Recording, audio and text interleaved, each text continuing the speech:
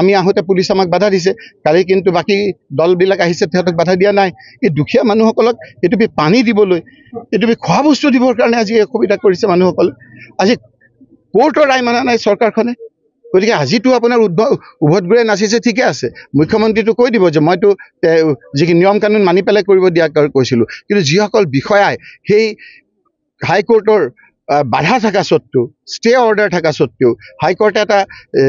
আপোনাৰ নিয়ম মানি দিয়াৰ পিছতো সেইখিনি যদি নটিচ ফটিচ নিদিয়াকৈ আপোনাৰ যিখিনি কৰিছে সেইখিনি আজি অৰাজকতা হৈছে এই মানুহখিনি আদালতৰ ওচৰত যাব আজি নহ'লেও কালি আপোনাৰ বিচাৰ পাব এই বিচাৰত আমি আইনৰ সকলো ধৰণৰ সহায় কৰিবৰ কাৰণে আমি প্ৰস্তুত আৰু এই লোকসকলক যদি যিসকল ভূমিহীন সেইসকলক সংস্থাপনৰ দায়িত্ব আমি ল'ব লাগিব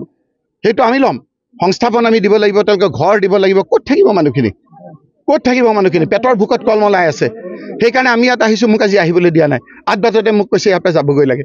আৰে মই ইয়াত মানুহ আকৌ বিভিন্ন ক্ষেত্ৰত আপোনাৰ যিসকলে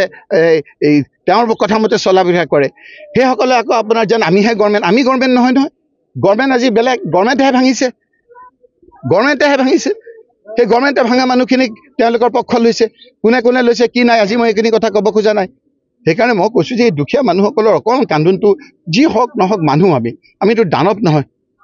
মুখ্যমন্ত্ৰী ডাঙৰীয়া অকণমান আপুনি চাওক মানুহখিনিৰ কি অৱস্থা হৈছে নিথৰুৱা হৈছে এনেকৈ নাখাই নবৈ মৰিব সেইকাৰণে আমি কৈছোঁ যে অলপ পানী দিবলৈ আমাক দিয়ক আমি অকণমান আপোনাৰ অন্ন দিবলৈ দিয়ক খাবৰ কাৰণে আমাক অলপ সুবিধা দিয়ক বাকী কথাখিনি গোটেই অঞ্চলটো চোৱাৰ পিছত আপোনালোকৰ গোটেই কাগজ পত্ৰৰ সৈতে আমি মানুহখিনি নিশ্চয়কৈ আমি ন্যায়ৰ কাৰণে আমি চেষ্টা কৰিম আৰু আমাৰ চৰকাৰ আহিলে মই কথা দিছোঁ যে যিসকল প্ৰকৃত ভূমিহীন অকল ইয়াতে নহয় আজি কাৰ্বি আংলঙত গৈছোঁ তাতো হাহাকাৰ 40,000 ট্ৰাইবেল মানুহৰ আপোনাৰ ভূমি লৈ গৈছে গতিকে এই মানুহখিনিক সংস্থাপন দিয়া চৰকাৰৰ প্ৰাৰম্ভিক দায়িত্ব সেইখিনি আমি দায়িত্ব লৈছোঁ আমি ভূমিহীন লোকসকলক মাটি আৰু ঘৰ বনাই দিয়াৰ লগতে সংস্থাপন দিয়াৰ কথাও আমাৰ দায়িত্ব আছে ভূমিহীন মানুহখিনিক তেওঁলোকে একেটাকৈ মাটি দিছে বজাৰৰ গাত তাতে মানুহে যাবলৈ আপত্তি কৰিছে মানে প্ৰথমে তেওঁলোকে যিটো উচ্ছেদ কৰিছে সেইটো বৈধ নে অবৈধ আমি তাত কোৰ্টৰ অৰ্ডাৰ আছিল নেকি যে আপোনালোকে নটিচ দিয়ক নটিচ দিছে না নাই গতিকে যিসকলক নটিচ দিয়া নাই যিসকলে এই অবৈধভাৱে এই আপোনাৰ উচ্ছেদ কৰিছে তেওঁলোকৰ বিৰুদ্ধে এই লোকসকলে আইনী সাহায্য ল'ব আজিতো নিয়মমতে যদি আইনী সাহায্য ল'বৰ কাৰণে তেওঁলোকৰ পইচা নাথাকে চৰকাৰে পইচা দিব লাগে আমি সহায় কৰিম নটিচ নিদিয়াকৈ এনেকুৱা কৰিছে চৰকাৰৰ এক্সিষ্টিং আপোনাৰ কালিও কৈছে যে নীতি নিয়ম নামানি তেওঁলোকক নটিচ দি যি নিয়ম আছে তেনেকৈ কৰক আজি আপোনাৰ সংস্থাপন দিছে ইয়াত আপোনাৰ সেইখিনি ষ্টে অৰ্ডাৰ দিছে যিসকলৰ ঘৰ ভাঙিছে যিসকলৰ আপোনাৰ চৰকাৰে আপোনাৰ ইয়াত এই পাট্টা দিছে যিসকলক আপোনাৰ চৰকাৰে ইয়াত মাটি দিছে সেই লোকসকলকো ভাঙিছে যি কালি ষ্টে অৰ্ডাৰ দিছে গতিকে আইনক মানি যিসকলে হাতত লৈছে তেওঁলোকৰ বিৰুদ্ধে ব্যৱস্থা ল'বৰ কাৰণে আমি এইসকলক সহায় কৰিম আমি আহোঁতে পুলিচ আমাক বাধা দিছে কালি কিন্তু বাকী দলবিলাক আহিছে তেহেঁতক বাধা দিয়া নাই এই দুখীয়া মানুহসকলক এইটো পানী দিবলৈ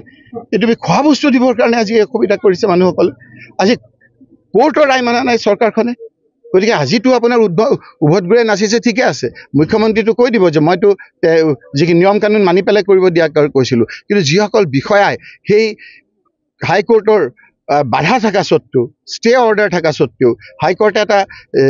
আপোনাৰ নিয়ম মানি দিয়াৰ পিছতো সেইখিনি যদি নটিচ ফটিচ নিদিয়াকৈ আপোনাৰ যিখিনি কৰিছে সেইখিনি আজি অৰাজকতা হৈছে এই মানুহখিনি আদালতৰ ওচৰত যাব আজি নহ'লেও কালি আপোনাৰ বিচাৰ পাব এই বিচাৰত আমি আইনৰ সকলো ধৰণৰ সহায় কৰিবৰ কাৰণে আমি প্ৰস্তুত আৰু এই লোকসকলক যদি যিসকল ভূমিহীন সেইসকলক সংস্থাপনৰ দায়িত্ব আমি ল'ব লাগিব সেইটো আমি ল'ম সংস্থাপন আমি দিব লাগিব তেওঁলোকক ঘৰ দিব লাগিব ক'ত থাকিব মানুহখিনি পেটৰ ভোকত কলমলাই আছে সেইকাৰণে আমি ইয়াত আহিছোঁ মোক আজি আহিবলৈ দিয়া নাই 8 বজাতে মোক কৈছে ইয়াৰ পৰা যাবগৈ লাগে আৰে মই ইয়াত মানুহ আকৌ বিভিন্ন ক্ষেত্ৰত আপোনাৰ যিসকলে এই তেওঁৰ কথা মতে চলা বিধা কৰে সেইসকলে আকৌ আপোনাৰ যেন আমিহে গভৰ্ণমেণ্ট আমি গভৰ্ণমেণ্ট নহয় গভৰ্ণমেণ্ট আজি বেলেগ গভৰ্ণমেণ্টেহে ভাঙিছে সেই গভৰ্ণমেণ্টে ভাঙা মানুহখিনিক তেওঁলোকৰ পক্ষ লৈছে কোনে লৈছে কি নাই আজি মই এইখিনি কথা ক'ব খোজা নাই সেইকাৰণে মই কৈছোঁ যে এই দুখীয়া মানুহসকলৰ অকণমান কান্দোনটো যি হওক নহওক মানুহ আমিতো দানৱ নহয় মুখ্যমন্ত্ৰী ডাঙৰীয়া অকণমান আপুনি চাওক মানুহখিনিৰ কি অৱস্থা হৈছে নিথৰুৱা হৈছে এনেকৈ নাখাই নবৈ মৰিব সেইকাৰণে আমি কৈছোঁ যে অলপ পানী দিবলৈ আমাক দিয়ক আমি অকণমান আপোনাৰ অন্ন দিবলৈ দিয়ক খাবৰ কাৰণে আমাক অলপ সুবিধা দিয়ক বাকী কথাখিনি গোটেই অঞ্চলটো চোৱাৰ পিছত আপোনালোকৰ গোটেই কাগজ পত্ৰৰ সৈতে আমি মানুহখিনি নিশ্চয়কৈ আমি ন্যায়ৰ কাৰণে আমি চেষ্টা কৰিম আৰু আমাৰ চৰকাৰ আহিলে মই কথা দিছোঁ যে যিসকল প্ৰকৃত ভূমিহীন অকল ইয়াতে নহয়, আজি কাৰ্বি আংলঙত গৈছোঁ, তাতো হাহাকাৰ 40,000 ট্ৰাইবেল মানুহৰ আপোনাৰ ভূমি লৈ গৈছে। গতিকে এই মানুহখিনিক সংস্থাপন দিয়া চৰকাৰৰ প্ৰাৰম্ভিক দায়িত্ব, সেইখিনি আমি দায়িত্ব লৈছোঁ। আমি ভূমিহীন লোকসকলক মাটি আৰু ঘৰ বনাই দিয়াৰ লগতে সংস্থাপন দিয়াৰ কথাও আমাৰ দায়িত্ব আছে। স্যাৰ, ভূমিহীন মানুহখিনিক তেওঁলোকে একেটাকৈ মাতি দিছে বজাৰাল ঘাট, তাতে মানুহখিনি যাবলৈ আপত্তি কৰিছে। মানে প্ৰথমে তেওঁলোকে যিটো উচ্ছেদ কৰিছে সেইটো বৈধ নে অবৈধ? আমি তাত কোৰ্টৰ অৰ্ডাৰ আছিল নেকি যে আপোনালোকে নটিচ দিয়ক? নটিচ দিছে নে নাই? গতিকে যিসকলক নটিচ দিয়া নাই, যিসকলে এই অবৈধভাৱে এই আপোনাৰ উচ্ছেদ কৰিছে, তেওঁলোকৰ বিৰুদ্ধে এই লোকসকলে আইনী সাহায্য ল'ব। আজিতো নিয়মমতে যদি আইনী সাহায্য ল'বৰ কাৰণে তেওঁলোকৰ পইচা নাথাকে, চৰকাৰে পইচা দিব লাগে, আমি সহায় কৰিম। নটিচ নিদিয়াকৈ এনেকুৱা কৰিছে চৰকাৰৰ এক্সিষ্টিং। আপোনাৰ কালিও কৈছে যে নীতি নিয়ম নামানি তেওঁলোকক নটিচ দি যি নিয়ম আছে তেনেকৈ কৰক। আজি আপোনাৰ সংস্থাপন দিছে, ইয়াত আপোনাৰ সেইখিনি ষ্টে অৰ্ডাৰ দিছে। যিসকলৰ ঘৰ ভাঙিছে, যিসকলৰ আপোনাৰ চৰকাৰে আপোনাৰ ইয়াত পাট্টা দিছে, যিসকলক আপোনাৰ চৰকাৰে ইয়াত মাটি দিছে, সেই লোকসকলকো ভাঙিছে, যিয়ে কালি ষ্টে অৰ্ডাৰ দিছে। গতিকে আইনক মানি যিসকলে হাতত লৈছে তেওঁলোকৰ বিৰুদ্ধে ব্যৱস্থা ল'বৰ কাৰণে আমি এইসকলক সহায় কৰিম।